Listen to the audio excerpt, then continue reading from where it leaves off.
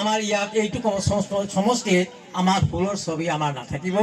ফুল আৰু নাঙল একেটাই সম্বোধনা দেওয়ার জন্য অনুরোধ করছি।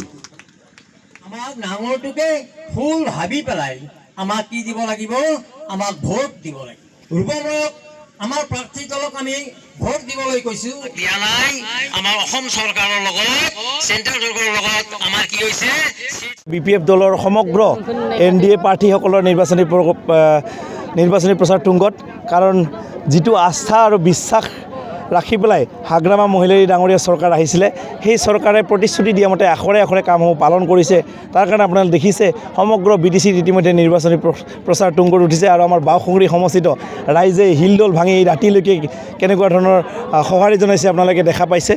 সঁচাকৈ খুব ভাল লাগিছে ৰাইজৰ এনেকুৱা সঁহাৰি দেখি। মোৰ এনেকুৱা লাগিছে যেন আমাৰ জয় আজিয়ে হৈছে।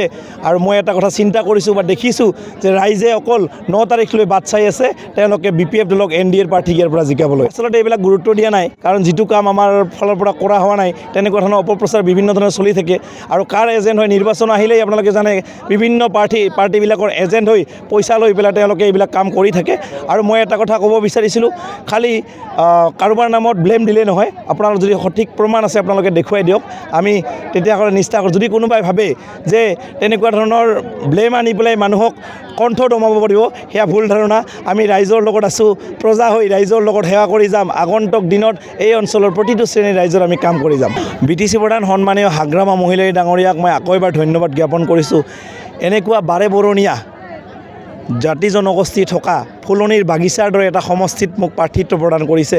আৰু এই অঞ্চলৰ ৰাইজে মোক নিজৰ দাদা হিচাপে, ভাই হিচাপে, নিজৰ ল'ৰা হিচাপে আঁকোৱালি লৈছে।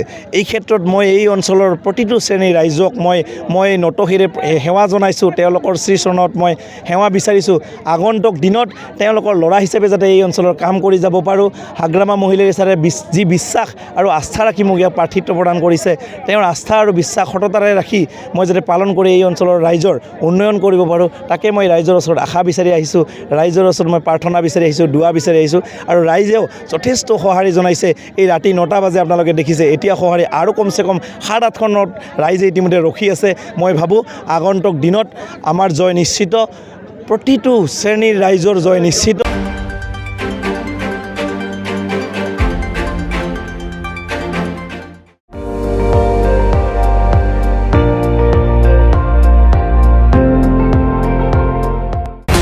আপুনি চাই আছে ND24, সৰ্বশ্ৰেষ্ঠ নহয় সৰ্বোত্তমৰ দৌৰত।